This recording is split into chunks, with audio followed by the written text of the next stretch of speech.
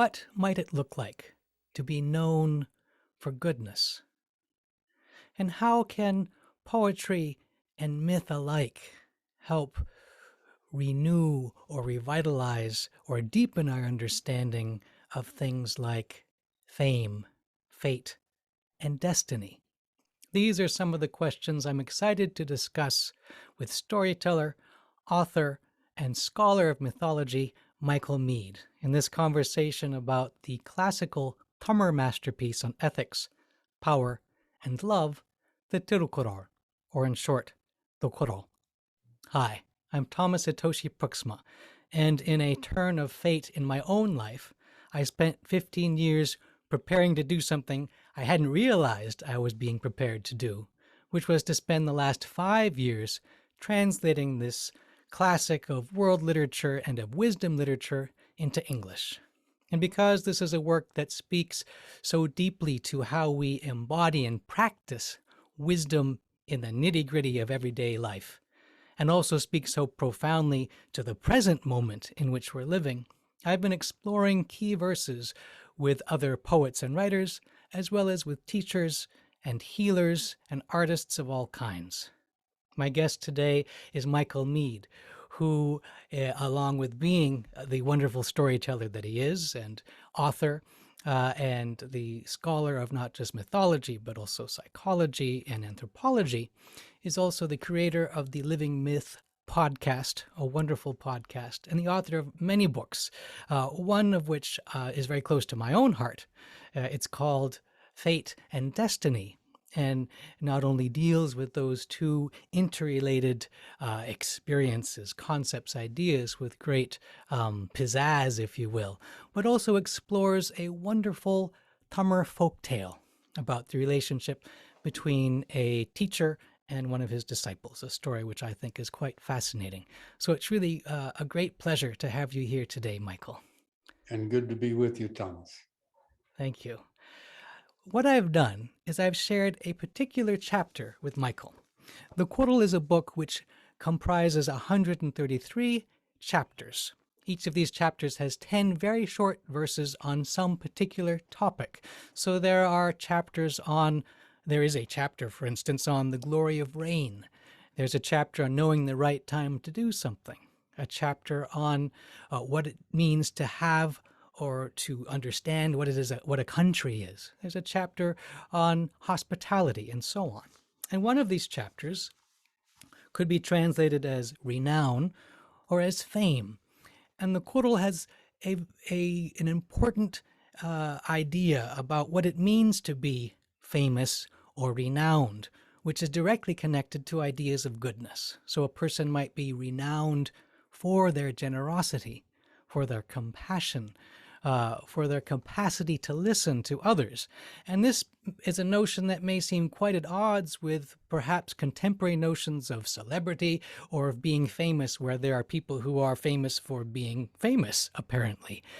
But I'm curious to see where we might, where a discussion about these things might take us. So I shared this chapter with Michael, and I'm curious, Michael, is there a verse from this chapter that stood out to you when you read it? Well, one of them goes like this. If you appear with renown.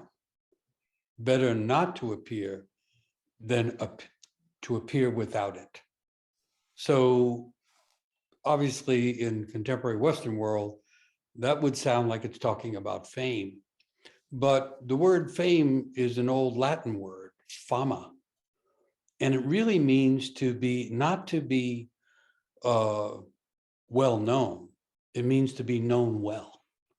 And so I think this is the turning around of fame, that renown is to be seen with your goodness open and evident, or to be seen with your genius revealed. And so I think in a way that is somewhat familiar, the modern world is upside down to the traditional world. And so now people are famous because they are known by a number of people, rather than having renown, which is to be known well by some people. So that one intrigues me. It's really a beautiful distinction, to be known well. I love, even just in English, we can have a little switch, which is a big switch, which is a big revisioning, if you will, of our own vision of what we're seeing, what we're thinking as we're seeing and thinking.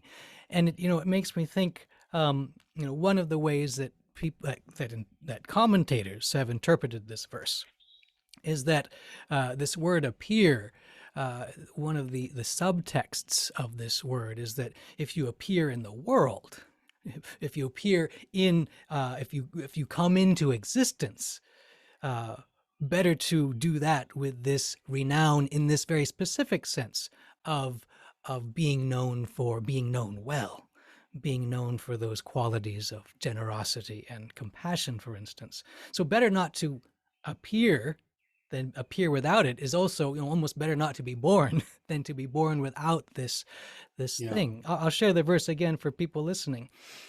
If you appear, appear with renown. Better not to appear than appear without it. And what's interesting to me in this moment, sitting with the verse, is how for the poet Tirvalluvar, the poet of the Kural, in other verses, he speaks about how this renown, this sense of this particular kind of fame, it has to do with that undying part of us, that after we have appeared in the world and we've gone through this earthly existence, what do we leave behind? Well, ideally, we leave behind the memory of having been known well, and that memory will last as long as memory lasts. That's part of the wider context of a verse like this. Yeah, and I think that connects to contemporary ideas of making your mark in the world. But the contemporary way of imagining that is more like making your ego mark in the world. Whereas ancient people in all cultures understand or understood that there was something divine or something eternal or something uniquely profound in each person's soul. And we came to life to deliver that thing. And when that's delivered, it doesn't make one simply better than everyone. It actually brings the divine present. And in a way, it makes the divine in other people more present. So we've got the whole thing upside down and turned around. Uh, so yeah, anybody, I guess, in traditional culture, modern culture, can become full of themselves. But the idea is to be full of the core of oneself, not the pretension of oneself. That's really beautifully put. And I particularly appreciate this sense that as we say yes to that kind of that gift, our own genius, our own light in the world, that naturally, of a course, reminds people of their own light, their own genius, their own capacity for this kind of goodness. Um, I'm curious of these 10 verses, along with that one, are there any other verses that stood out to you in tandem with this verse, or maybe in contrast with this verse? What jumped out to you? So the next one related to that, even the blameless abundance of earth dwindles beneath bodies without name. So the way I got that was the earth, of course, is blameless. It's the generous source of plants and flowers and living things of all kinds. It's the source of generosity and blessing, typically speaking. And it's also the place where bodies go when life is over. The earth is womb and tomb. And so if we're born from the earth because we're the earthlings, um, and we return to the earth, dust to dust and all that kind of thing, our job in the passage or the journey between the womb and the tomb is to become a living embodied expression of our deep inner spirit, and which would be called name, because people understood naming differently than we do now. For instance, in many cultures, a person would have their common name and then they would have their soul name. So again, I think we're talking about the deeper essence. And the idea is to emblazon that inner name in a meaningful way across the earth in the course of one's journey. And so then even the abundant and blameless earth is diminished if we die without having made that expression. I love this attention you draw to the earth and to the blamelessness of earth. And earth is the source of blessing and generosity.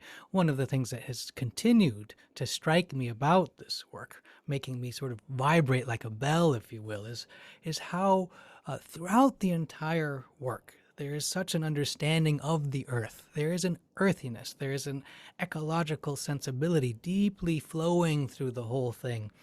In fact, the verse you mentioned is one of my favorites, and so I thought I would share. I'll share the original Tummer just so people can hear Oh, what yeah. Yeah. the verse sounds like. I'll do the translation and then the Tummer and then the translation, so you can have them in tandem. And you might even catch a glimpse or an audible glimpse, if you will, of the rhythm between both of them. Even the blameless abundance of earth dwindles beneath bodies without name. Vasayala varmpayan kundrum. Isayala yakai purta nilam. Even the blameless abundance of earth dwindles beneath bodies without name. And there is such a surprising connection between this journey, this inner journey of bringing our inner life to light, to its fullest expression in the world, and the very abundance of the earth itself. Sometimes in this crazy world we live in now, where everything is pitted against each other, that is seen as somehow, serving the earth is somehow completely different from, say, serving the inner promptings of one's soul. But a verse like this reminds us that it ain't so, that in fact these two things are inextricably interwoven, and that the more that we allow our truest light to shine in the world, the more the abundance of the earth celebrates and blossoms forth in tandem with that. I love that the way that you bring that to our attention. I'm curious if there's any other verses from this chapter that struck you, or if you have any questions about, for me, about translating this work or about the work in general, anything that occurs to you in this moment. Well, we go to another verse that really struck me, but as a bridge to that, staying where we are with the blameless abundance of earth, it made me think about funeral. The funeral is one of the first two rituals apparently discovered by humanity. And the idea, the mystery of life and death being appearing as the corpse that looks like the living person, but it's no longer living. And so the body without name would also be the person buried without funeral, and I'm looking at the flowers behind you. And one of the oldest evidence that they ever found about ritual on Earth is in ancient caves, where they found the ancient bones of a person that apparently was in a fetal position. It was an adult person in a fetal position in a cave surrounded by seeds from flowers. So there was a ritual with flowers representing the blossoming of life and the passing of life. And then what was left was the seeds.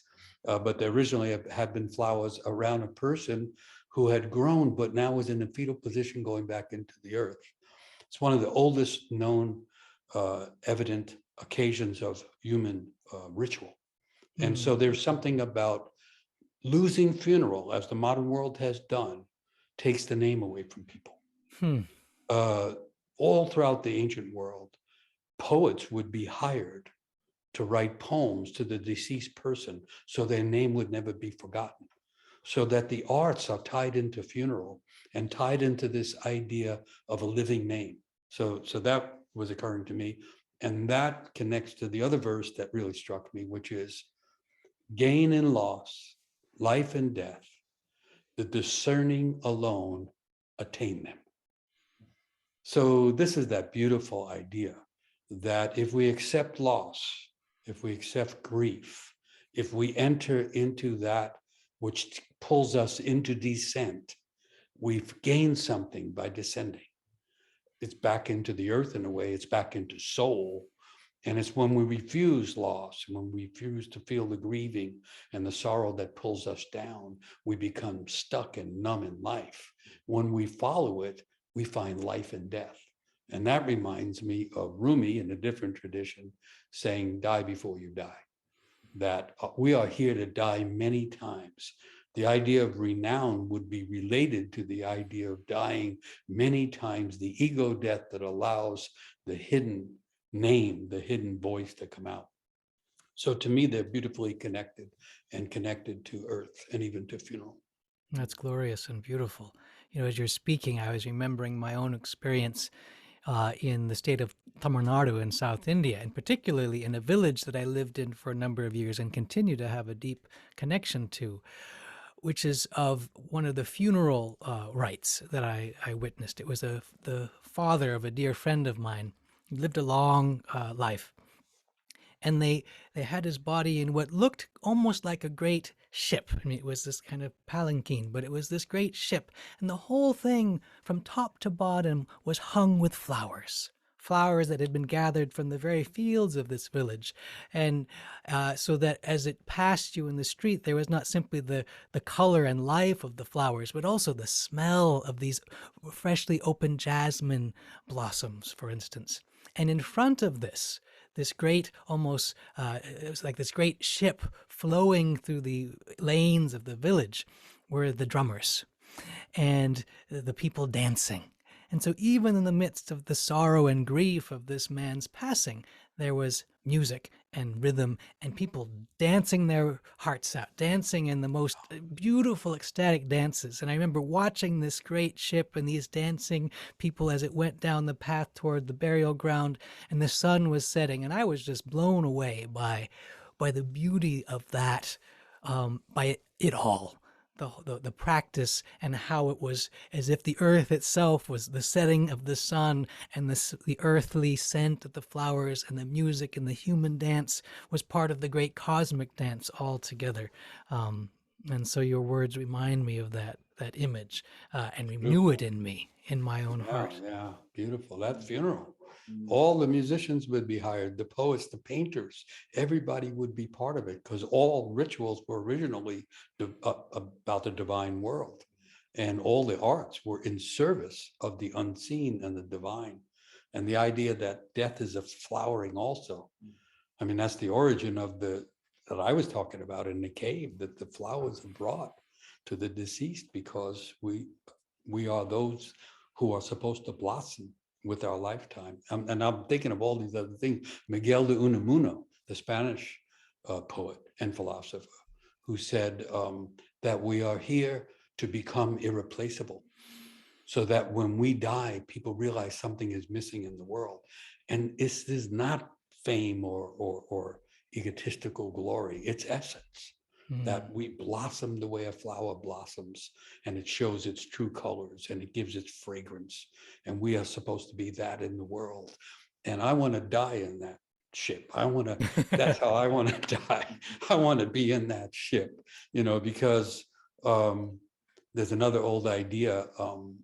Many people think that when you die, there's a test, were you a good person, I think it's a one question test. Did you become yourself? Did you become a lived name?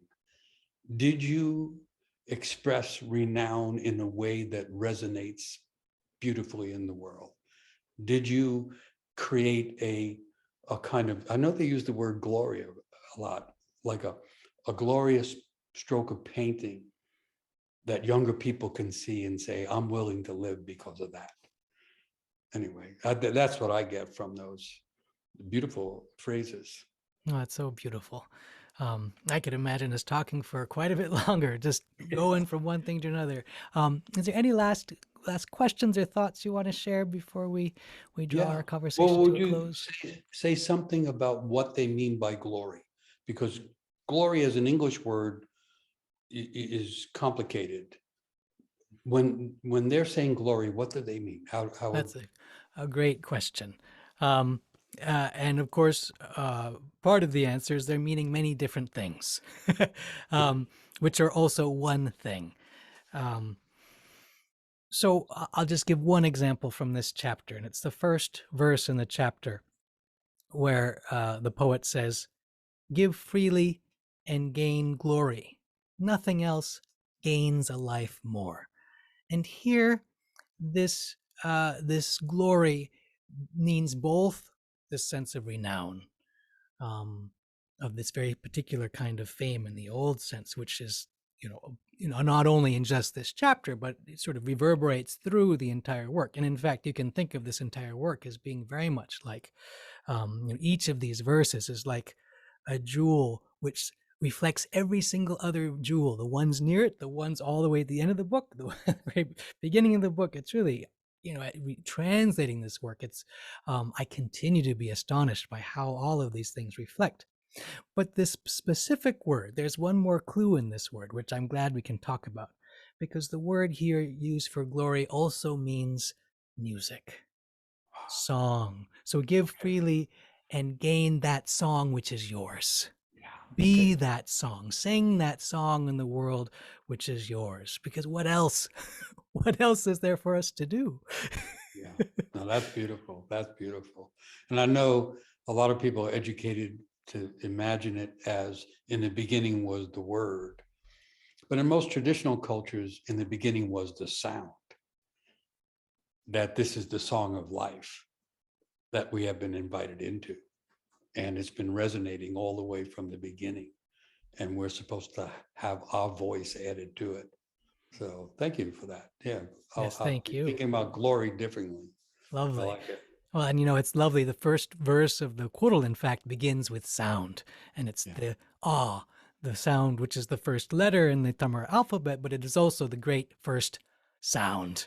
Ah, the mm, sound of, even in English, the sound of awe, being awe-struck, being having your breath taken away, or beautiful. Yeah, being filled with that sound, and I love that. So beautiful. wonderful. Well, Beautiful. I'm so glad you could join me in this conversation. For people watching or listening, if you want to learn more about Michael Meade, I urge you to visit his website, mosaicvoices.org. You can listen to episodes of the wonderful Living Myth podcast. You can learn about events and courses that he offers, and also take a look at some of his books.